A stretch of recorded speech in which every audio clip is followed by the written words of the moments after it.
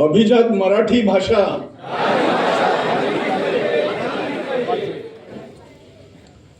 व्यासपीठावरील मान्यवर व माय मराठीच्या हाकेला धावलेल्या आपणा सर्व मराठी प्रेमी बंधू भगिनींना सादरपणा. खरं म्हणजे माझं हे मराठीतील पहिलंच भाषण असेल. मी नेहमी कोकणी बोलतो आणि त्यामुळे थोडंफार वाचन करावं. मी वाचलं कधीच नाही भाषण, म्हणजे उत्स्फूर्तपणे बोलणं जे आहे आतापर्यंत जमायचं. आता बघूया. वास्तविक हा निर्धार मेळावा प्रातिनिधिक अगदी सिंबॉलिक स्वरूपाचा एक टेस्टिंग पॉइंट, एक चाचपणी म्हणूनच आयोजित केला होता. परंतु मराठी प्रेमींची ही लोटलेली गर्दी प्रतिसाद अपेक्षे बाहेर मिळालेला पाहून आपल्या पुढच्या सुनियोजित लढ्याच्या यशाचे चित्र निस्संदेहपणे स्पष्ट झालेले आहे. 1985 ते 2025 गेली 40 वर्ष मराठी राजभाषेसाठी संघर्ष करावा लागतोय. त्या संघर्षात मराठीच्या कार्यकर्त्यांनी ज्या खस्ता खाल्ल्या, जी तपश्चर्या केली, त्या पुण्याईच्या आधारावरच आता हा संघर्ष आपण करत आहोत.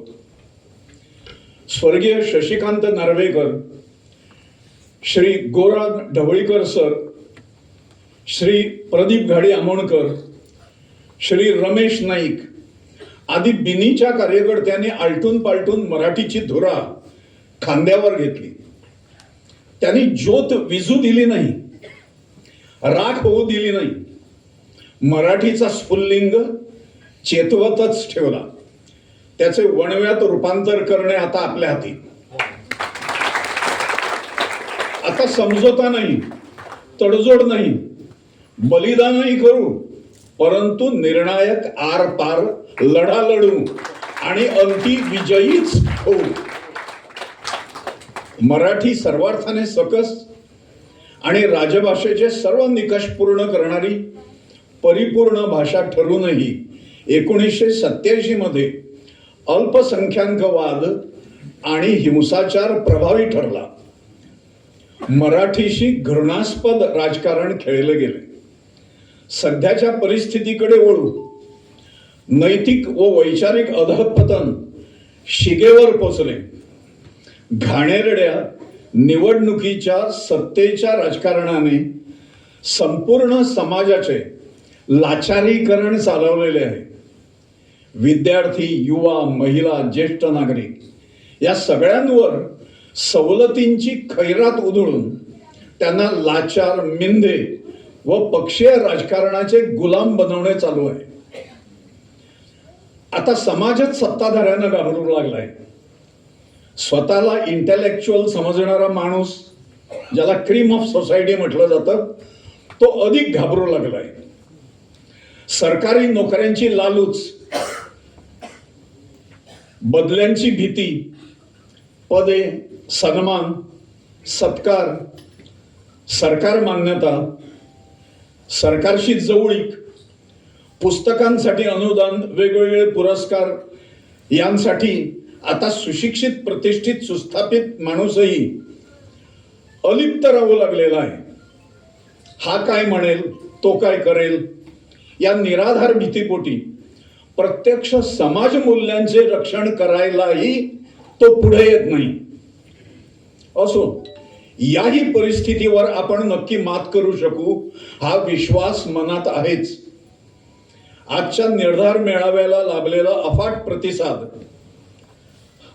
हा विश्वास द्विगुणित करतोय. हा कोकणी भाषेच्या विरोधात लढा नाही. हा अभिजात मराठी भाषेच्या गुणवत्तेच्या आधारावर मेळावयाच्या स्वाभाविक न्याय, रास्त आणि अनुरूप स्थानासाठीचा मूलभूत हक्काचा लढा आहे. हा सरकारच्याही विरोधातील लढा नाही. 2500 वर्षांचा गोमंतकीय इतिहास लाभलेल्या मराठीवर झालेल्या अन्यायाविरुद्ध हा लढा आहे. अन्यायाविरुद्ध लढणे हा प्रत्येकाचा जन्मसिद्ध अधिकार आहे. खरे म्हणजे सरकारच्या अकर्मण्यतेमुळे निष्पाप जनतेला रस्त्यावर उतरणे भाग पडत आहे. त्याला सरकारची अनास्था आणि वास्तवापासून पलायन जबाबदार आहे. खरे म्हणजे सरकारने सामंजस्य, विवेकबुद्धी व दूरदृष्टी ठेवून मराठीवरील अन्याय स्वतःहून दूर केला पाहिजे होता.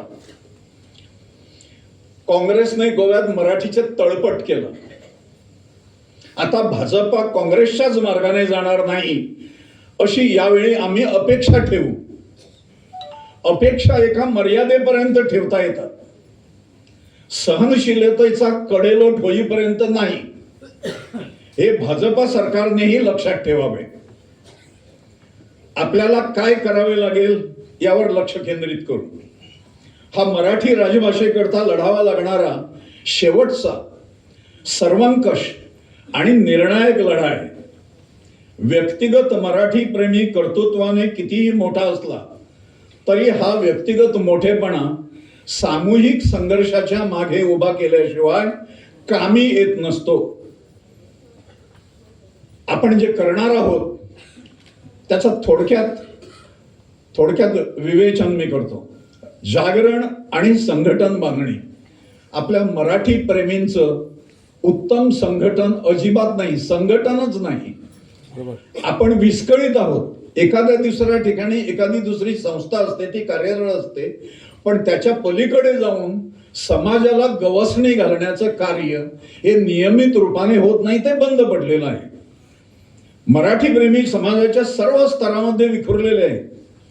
भजनी कलाकार, कीर्तनकार, लेखक, कवी, साहित्यिक, नाट्य क्षेत्रातील रंगकर्मी, हिंदू धार्मिक आध्यात्मिक गट, अर्चक संघ, वारकरी, विविध संप्रदाय, उद्योजक, तसेच शिशुवाटिकेपर्यंत विद्यापीठ स्तरापर्यंतचे शिक्षक, शैक्षणिक संस्थांची व्यवस्थापने, व्यापार, उद्योग, अन्य प्रोफेशनल्स, मीडिया, पंच, जिल्हा परिषद, आमदार, खासदार, हे सर्व लोकनियुक्त जनसेवक, या सर्व क्षेत्रातील मराठी प्रेमींना हुडकून काढून त्यांना एका मंचावर आणण्याचा प्रयत्न आपल्याला प्रथमतः येत्या 3 महिन्यांच्या कालावधीत तालुका स्तरावर करायचा आहे. तालुका बैठका होते, त्या आपण यशस्वी करू. आज असे अनेक मान्यवर या मेळाव्यास आवर्जून उपस्थित आहेत, हे आपले सौभाग्य आहे. अशा मान्यवरांनी आपापल्या क्षेत्रातील परिचितांना मराठी व्यासपीठावर आणण्यात आता पुढाकार घ्यावा लागेल.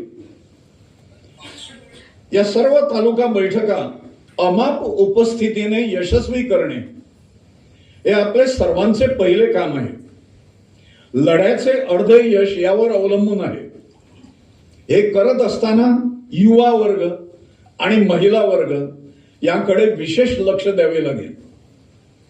पुढे कधीतरी योग्य वेळी आपल्याला मराठी प्रेमींचे एक विशाल शक्ती प्रदर्शन घ्यायचे आहे. 15-20 हजारांचा समुदाय सहज एकत्र आणायचा आहे. म्हणून संघटन बांधणीसाठी या तालुका बैठका ज्या पुढच्या 3 महिन्यात करायच्या आहेत आपल्याला, यशस्वी कराव्या लागतील. दुसरी महत्वाची गोष्ट आपण लक्षात ठेवायची आहे.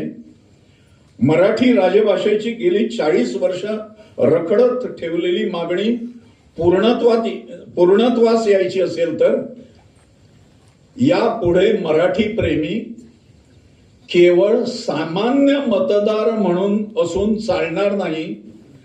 मराठी वोट बँक, मतपेढीमध्ये आपले रूपांतर घडवून आणावे लागेल. एक आमदाराला गाठून एवढी मतं जर तुला पडली नाहीत तर तू निवडून येणार नाहीस, हे सांगण्याची ताकद आपणा सर्वांना आली पाहिजे. मराठी प्रेमींचे उपद्रव मूल्य, न्यूसन्स व्हॅल्यू ज्याला म्हणतात, विशेषतः राजकीय उपद्रव मूल्य, ते राजकीय उपद्रव मूल्य कोकणीमध्ये आहे. गुंडगिरी, दादागिरी, हिंसाचार जो त्यावेळी झाला, हे सगळं जे आहे ते राजकीय उपद्रव मूल्य आहे. आपण सगळे सज्जन आहोत घरी बसणारे. कोणाला शिव्या न घालणारे, कोणाच्या अंगावर न ओरडणारे, राजकीय उपद्रव मूल्य म्हणून काय असतं हे प्रत्येकाला माहीत असेल, ते आपल्याला वाढवावे लागेल. लोकशाहीत गुणवत्तेची कदर केली जात नाही. इथे ओनली हेड्स काउंट. संख्याबळ दाखवावे लागते.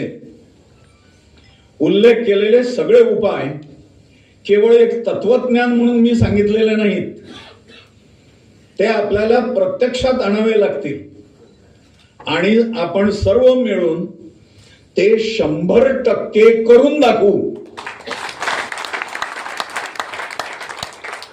2027 ची विधानसभा निवडणूक ही आपल्या या लढ्याची कालमर्यादा आहे.